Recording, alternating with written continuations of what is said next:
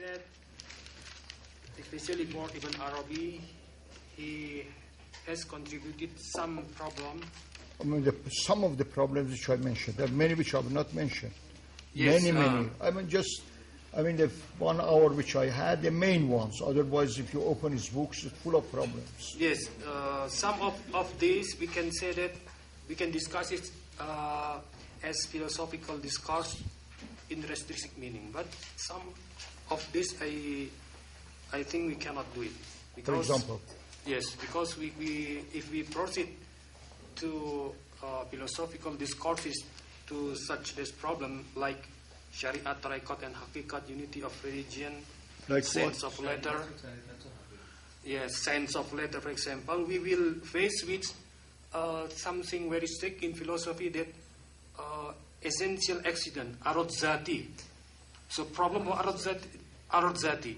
Maudu and mahmul. Mahmul must be arad zati of maudu.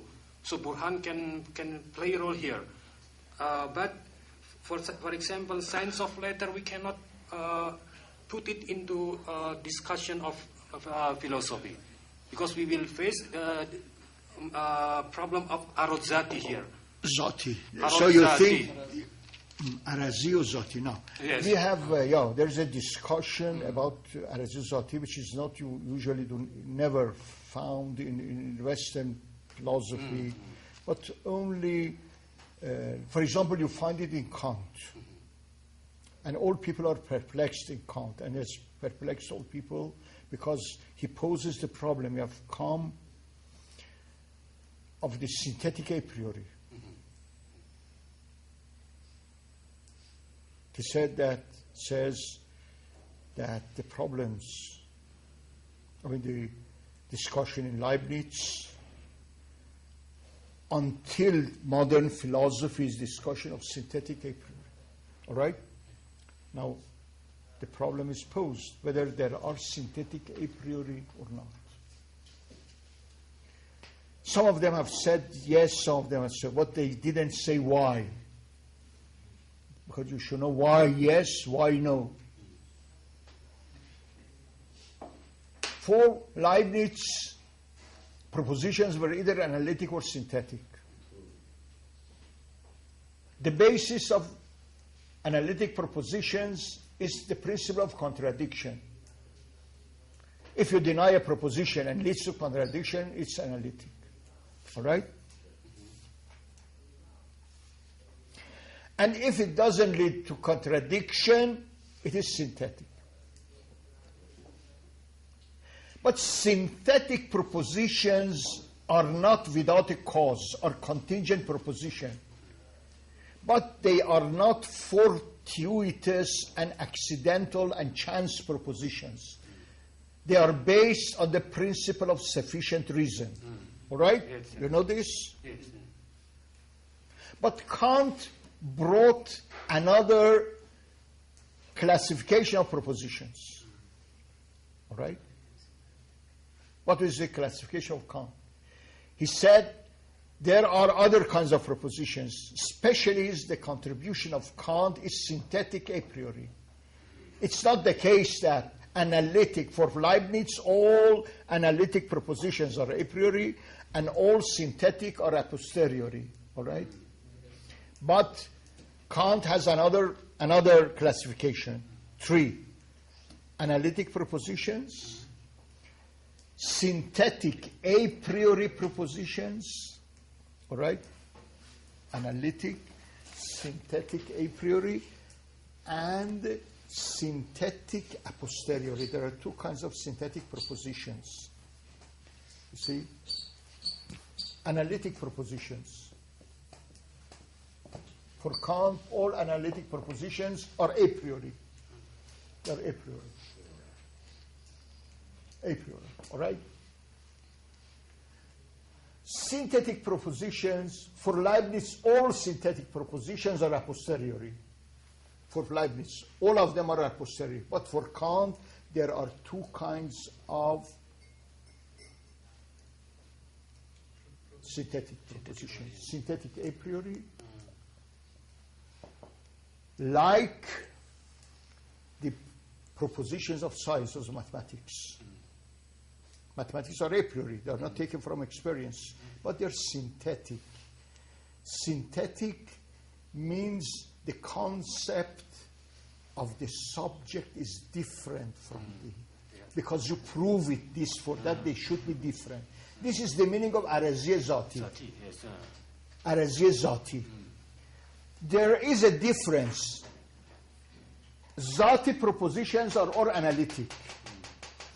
For example, a triangle has 3 angles is a definition. All definitions are analytic. All right? But the sum total of the angles of a triangle are 2 right angles. This is synthetic. You prove this for that. You give reason. It's not analytic. So this is the contribution of Kant, that we have synthetic a priori propositions, and that the propositions of all sciences are synthetic a priori. Now, after him up to now, many accept and many deny. You see, many people accept this classification of Kant of demonstrative sciences should be synthetic. Yes. You see, should be. But he was not able to say why, because you prove this for that. Moreover, Kant was not able to tell us what is the relationship between analytic and synthetic propositions. He didn't say. He only said that analytic propositions are explanative, all right? They only explain. This concept of the predicate only explains the concept. It's analytic. It's the same. Repeats itself. So it is of no value. You see, he said that from the point of view of knowledge, it's not valuable. But this is totally wrong. Totally wrong. Why? Because you can have only a synthetic a priori only and only if you have an analytic definition. If you do not have definition of a triangle, so this was something plain in Islamic philosophy in Aristotle. But they reach somewhere, but very imperfect. Perfect, and first they do not know what is the function of this and what is the function of that, what is the relation of this and that. But Muslim logicians are very clear, starting with Avicenna. I mean, these are very clear in Avicenna. If you study an even elementary book of Islamic logic like Taftazani, like, let's say, Shar Shamsi, all things are explained. Yes, all right? So this is clear. It's a very great achievement. Yes. This is the basis of knowledge. Can I The problem? Now, you see, and for Kant, the problem also, in addition to being an epistemological problem, and a logical problem, is an epistemological is not able to explain the a priori. And he's very mistaken. He tries to explain it due to Hume, in a Humean way. Hume is very wrong. We should not take care of Hume at all. Because Hume is an empiricist. Usually they do not believe in the validity of reason. Each proposition, each judgment is the work of reason. You see, when you say A is B, it is reason. Judgment, as Aristotle said, is the function of reasoning. Sense does not judge sensation, sense perception does not. It only provides data, but doesn't judge. Now, Hume being an empiricist and not believing in reason, he wanted to reduce the function of reason in terms of sensation. He said that what do we see of a, let's say, causality? I mean, causality is not something to be seen, to be judged by reason. So he wanted to explain it through, let's say, his sensationalist and empiricist point of view, through contiguity, succession, and things like that. That is not, it doesn't make, I mean, you could answer Hume by saying that a judgment does not belong to sensation, and it's very plain. And a priori is only reason, belongs not to sensation, but to reason. You could easily explain. You did not have to go to all this and say and explain the a priori in Humean terms. You see? So these things are very important. They've been worked, and you can find many solutions in Western philosophy which they reached, but they left it in the middle, you see. For example, as I said, synthetic and a priori. It's not what is the relationship, what's the function in epistemology, and they have many mistaken in interpreting a priori and things like that. But we have plenty of discussions in our philosophy. Beginning from Avicenna is very complete in this regard. Yes, we do not have to wait later. Of course, Mullah Sadra will talk about the same thing in Mullah Sadra. Mullah Sadra has another way also which will help. He uses this. I will come now to that. Yes, my question is how we view the problem of Sharia, Tariqat, Haqiqat, unity of religion, sense of letter in philosophical discourse. Yeah, I'll tell you. You see, a philosopher, no matter where there is a problem, he gets it.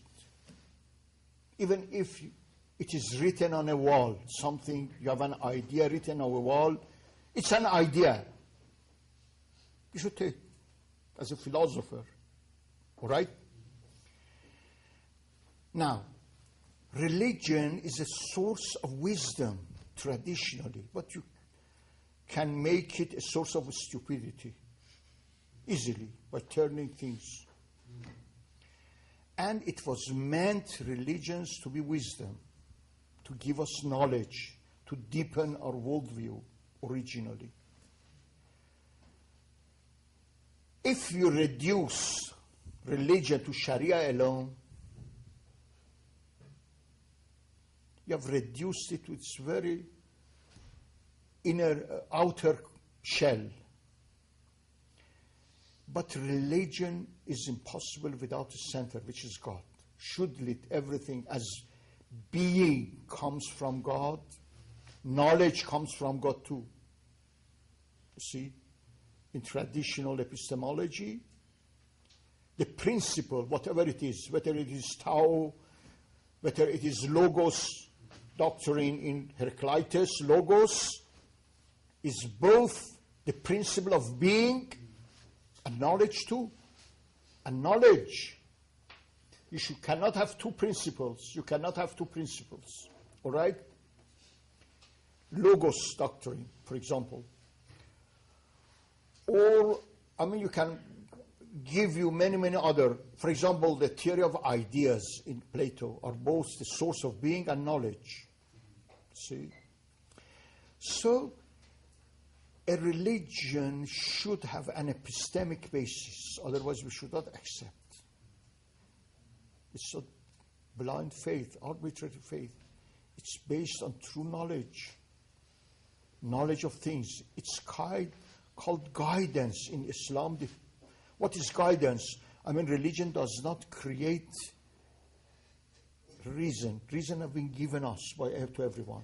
It only guides, gives direction, the right direction toward wisdom. You see?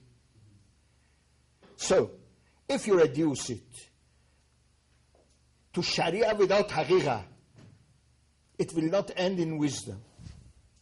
All right? It's only when you have tariqat, a way to God, and you reach the center, as if you say that the circle is only the circumference. There is no center. There are no rays. No, there is ray, there is center, and the circleness of a circle depends on the center. When it has no center, it is no circle. And religion is the same. Being is the same. Being has an outward shell, which you see by your senses, an inner core, and a principle. So I think when you study this thing, you will get the wisdom of the idea that by this is only religion becomes into a wisdom and hikmah. Otherwise there is no hikmah. Thing which has no center, no beginning, would have no, let's say, no wisdom in it. Ibn Arabi says that God has revealed himself in being. Look at everything as a revelation of God. You have two kinds of revelation. Revelation of being, God has this revealed himself, everything. There is another revelation of knowledge, in our consciousness, in our ideas. Idea himself is a revelation. See? So being and knowledge are like two sides of a coin. They should correspond. See? You should have a theory which can explain to you. They should correspond. See? If you study Islamic epistemology, if you read hikmah, as you have in India you have sat, chit, ananda. Have you heard sit, chant, ananda? They go together.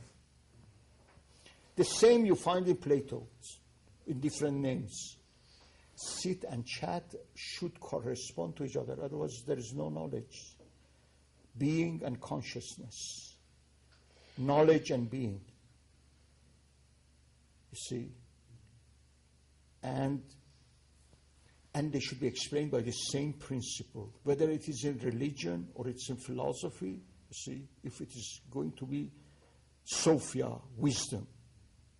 And in traditional epistemologies in Islam, in Greece and great sages, always you have this problem, you see, mentioned. I can explain to you in Plato, in Aristotle, in, let's say, Thomas Aquinas, in Avicenna, in Mullah Sadra. I mean, you have the correspondence of being, of knowledge, and the soul. Knower and the known, and it is we who know. I mean, they should correspond to each other. There is a correspondence, which I said correspondence of three books here. See, if there is no correspondence, there could be no knowledge. But this correspondence is becomes somehow confused, as I will say, this correspondence. Now, there are many problems about ontology and epistemology. This is very, very new. Where if you read the text, not only books on the history of philosophy, which are very poor, you should read texts. There are plenty of texts here unread. For example, Ibn Arabi. If you read Mullah Sadra Ibn Arabi, you can easily answer Kant or Hume, easily. How?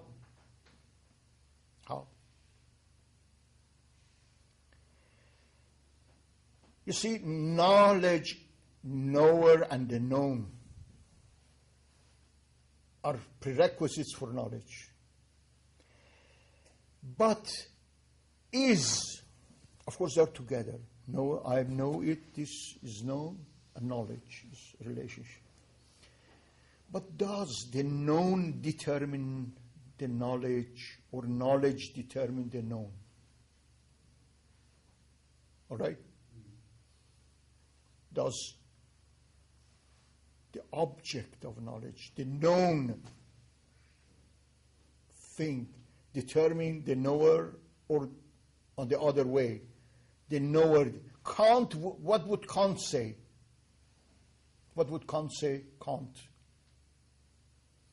said that the knower determines. But this is wrong.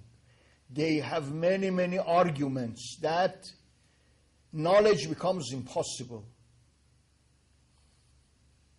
All right?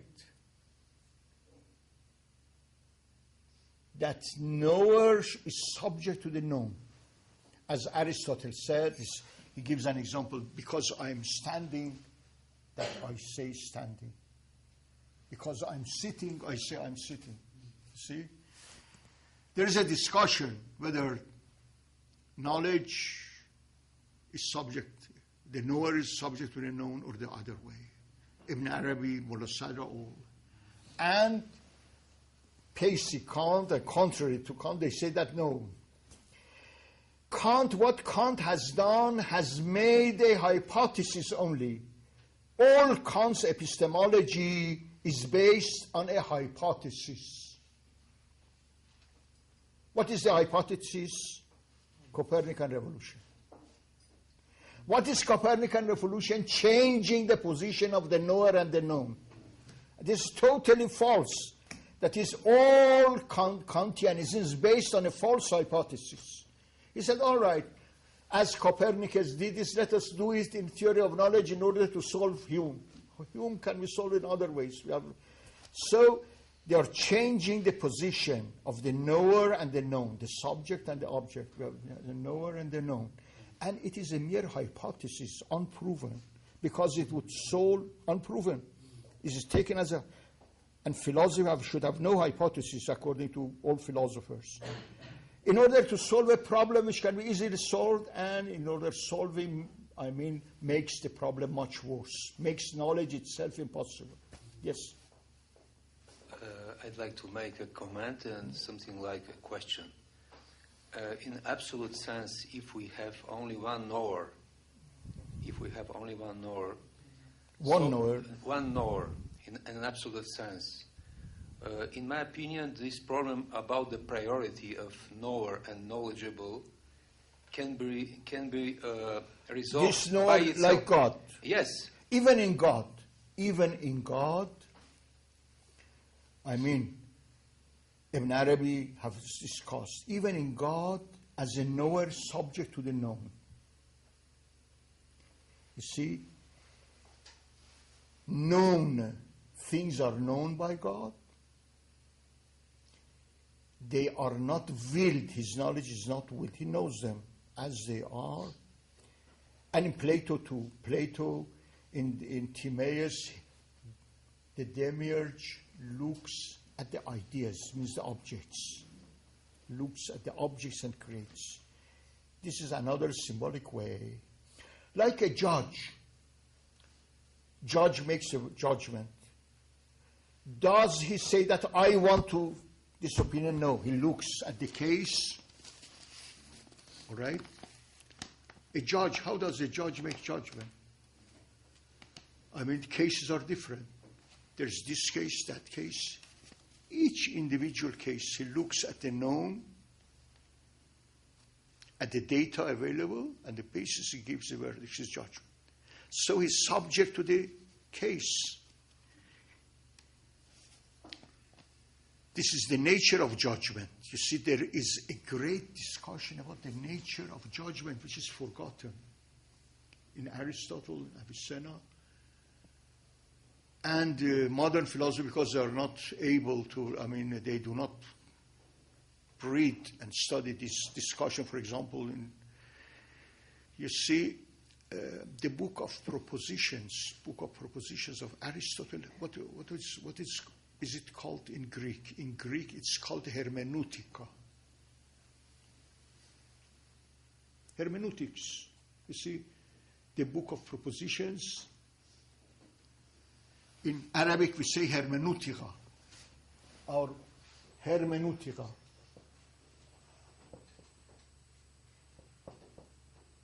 Kitabul Ibarah, the book of interpretation. Sentences, propositions are not logical. They are ways of understanding. Hermeneutica means understanding, how we understand things. Right? Hermeneutica, the science of understanding. This word is very old. As old as Aristotle. Aristotle books of propositions is called hermeneutica. Hermeneutica means it's not only logic, it's a science of understanding, how we understand things. We understand things on condition that we know things as they are. And it is defined knowledge of things as they are in themselves, not as they are subject to our understanding. Our understanding is different. But in any case, that in knowledge, of course, you have knowledge, known, the knower, the object, subject. We do not have this word object, subject, and we have ma'lum, the knower and the known. The knower, we have alim, ilm is knowledge. Alim means the knower, ma'lum. They are together. But the judgment, the knower should know what known is in itself. See? This is the nature of judgment. All right. This is another. Now, we didn't discuss about kalam. There are many different schools. Have you heard of kalam? Kalam is dogmatic theology, revealed theology, not rational theology. Not rational, dogmatic. We call it revealed theology, kalam. We have hikmah. We have irfan. You might have common issues in these three. One, the same problem discussed in kalam, the same problem discussed in irfan. For example, God, attributes of God. Mutakallimun, theologians have talked about divine attributes. But their methodology is quite different. See? Methodology. First, kalam, a mutakallim follows always a sacred scripture. A Christian theologian follows, let's say, Gospels, not Quran. A Muslim mutakallim follows Quran, not the Bible. All right? So, it is based on a certain argument on the same, takes their principles from Revelation. Because Revelation said so, it is said so. They take their premises of their arguments from Revelation. Both Urafa also, you have Islamic Arif, you have Christian Arif, mystic, or you have, so each Arif in each religion takes his knowledge from the Revelation. And this is called iltizam. They are multazim. Each is bound to a specific revelation, multazim. Not only they believe, they take their premises because the scripture said so, they argue on the basis of the scripture. This is not the way of philosophers. They believe in revelation. They believe, but they do not take scripture as the premises. You see? If they argue, they might, let's say, take it as an instance after they have proved. But it doesn't provide them with material of proof. The premises, and this is different. We have mutakallimun, we have Mu'tazilites, Ash'arites, Maturidis, and there are many, many things in kalam which are very new. There are many, we should not disregard kalam. Many problems, as we see in Ibn Arabi, who is let's say an Arif, many, many new problems, but they are real problems. They are real problems. There are also many problems in kalam, whether in Ash'arism. For example, recently, about many years ago, there was discovered a great book on Mu'tazilite theology called Al-Mughni by Ghazi Abdul Jabbar. Ghazi Abdul Jabbar, the famous Mu'tazilite, only a single copy, and part of the book in 25 volumes were found in Yemen, by chance, 25. But it's very rich.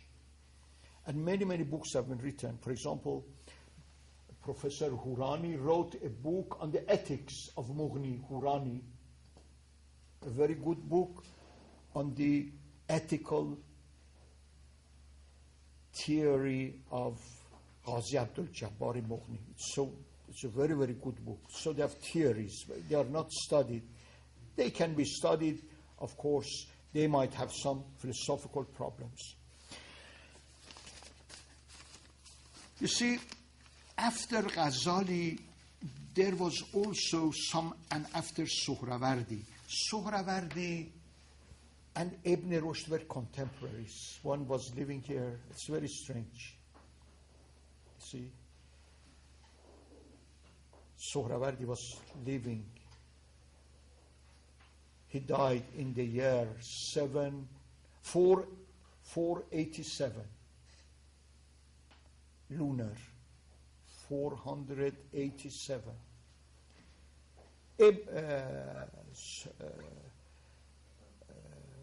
Ibn Arabi, no, excuse me, Ibn Rushd died in 505.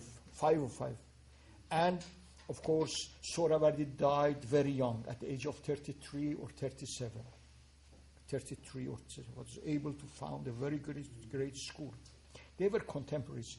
But in the East and West, there were two different trends in philosophy. You see, as I said, there is a double truth theory in Ibn Rushd and unification of discursive and sapiential wisdom in Sohrawardi. Unity of wisdom, philosophy here, and separation there. You see, the West, Europe, of course, you know, Ibn Rushd was never known in the East. Nobody knew here at all. Even he is not mentioned once by our philosophers because they didn't have his books. But he was very, very influential in the West. Latin Averroism was very, very strong movement for 3 centuries. So he influenced, and this idea of double truth theory went to the West. But in Islam, we are the inheritors of Avicenna, Oriental wisdom, the unity of wisdom which comes in Mullah Sadra to perfection. See, between Mullah Sadra and between Sohrawardi and Mullah Sadra, there were very important philosophers which I mentioned. You see, there were very important philosophers between Sohrawardi and Mullah Sadra. And different schools. Some schools, of course, I mean, Isfahan was a famous school, Isfahan. Avicenna taught in Isfahan for 20 years. And the place where he taught is in the bazaar. In the bazaar of Isfahan, you go, there is a mosque, I mean, and they say that, even they say that his tomb is there. His tomb is not there, but he has been teaching there for sure. And Shiraz has been another center for philosophy. Another center for philosophy was Tabriz and Maragha. Tabriz and Maragha. Maragha was the capital of Mongol Empire. When the Mongols conquered Iran, their capital, and it became a center of philosophy of science and science. Great scientists, great astronomers, and great philosophers all gathered in Maragha. So we have this school. This school of Maragha, of course, it existed. Sohrawardi himself had studied at Maragha. Had studied in Maragha, so this means that Maragha, before Mongols, had been a center of philosophy. But in the Mongol Empire, it became the capital, and Khaja Nasiruddin Tusi, Khaja Nasiruddin, established a great observatory. The observatory became a very great center, both of sciences and philosophy. They say that it's a very great library of 400,000 manuscripts. Very great. And the best philosophers of the day we know, like Qutbuddin Shirazi and many others, were in Maragha, were involved and engaged in scientific search, and they made very great discoveries. You see, one problem. From Khaja Nasir to Copernicus is only 150 years. All right? From Khaja Nasir to Copernicus. Khaja Nasir was exactly the contemporary of Thomas Aquinas. They lived at the same time. They died almost in the same year. St. Thomas Aquinas died in the year 1272. No, yeah. And almost the same date, when Tusi died. So they were contemporaries. At that time, Europe didn't have any astronomy at all. You never have an astronomy in medieval times when St. Aquinas was living. How did it happen that there came a Copernicus? It was due to the works of Khaja Nasir. In Islam, astronomy had become mathematicized. You have mathematical astronomy, you see. Because Khaja Nasir was a very, very great mathematician. He has about 50 books on mathematics. It was mathematicized. Many inventions, there were very new inventions, which was, through Mongols, it was transferred to the Mongols, very, very, let's say, influential in, taking Muslim civilization to Europe. And books have been written on that. But there were attacks on philosophy that has been published. He was an Ash'ari theologian against philosophy. And he is called Imam al-Shakkakin, Imam of skeptics. Imam al-Shakkakin, the Imam of skeptics. He, for example, has written a book, a commentary on Avicenna's Isharat.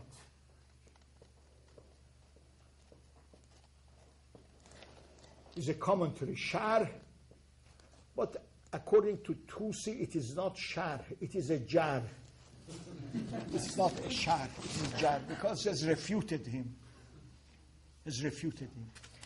Tusi wrote another commentary. Tusi wrote another commentary on it, and he answered all the criticism of Razi.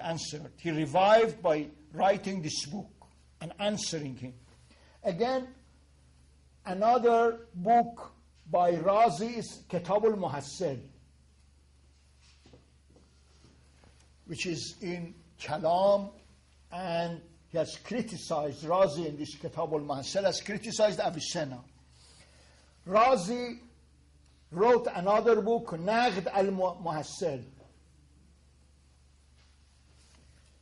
Naqd al-Muhassel, criticism of the book of Muhassel, answering all him. So he was able to see through his works, many works which he wrote, to revive Avicennian philosophy. And he was a very great figure. He has written many books on logic. The best book in Persian on logic, Asas al-Iqtibas, is about 1,000 pages, was written by him. And he has many, many other books on ethics and other subjects. Very prolific man, and he was a reviver of philosophy. So he's a very important. Another school was Illuminationist philosophy, and our outstanding figures in Illuminationist philosophy is Qutb Shirazi. Qutbuddin Shirazi. This Qutbuddin Shirazi has written a famous commentary on Hikmatul Ishraq, the philosophy of illumination. Hikmatul Ishraq, the philosophy of illumination of Sohrawardi, which is read. Very, very good commentary. There are three good commentaries on Hikmatul Ishraq. If you want to read, the three of them have been published. One is the commentary of Hikmatul Ishraq, Shari Hikmatul Ishraq, by Qutbuddin Shirazi, Qutbuddin Shirazi, has been published several times. Another one, older one, by Shahrzuri. Shahrzuri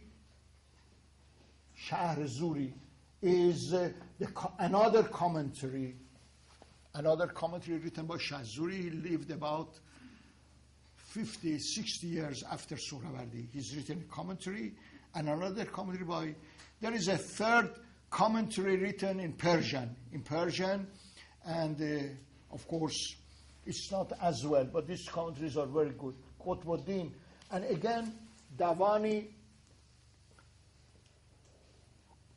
Jalaluddin Davani, and Dashtakis. Two Dashtakis were also belong to this school, Dashtakis. They were philosophers in Shiraz, belong to Illuminationist philosophy. They belong to this. You see, philosophy in Iran is very, very continuous. I had a teacher who knew all his professors to Avicenna. You see, all his professors are mentioned. You know who was the students of Avicenna? His students from Avicenna to Tusi, about 200 years. I mean, all the students are known, and from Tusi, and how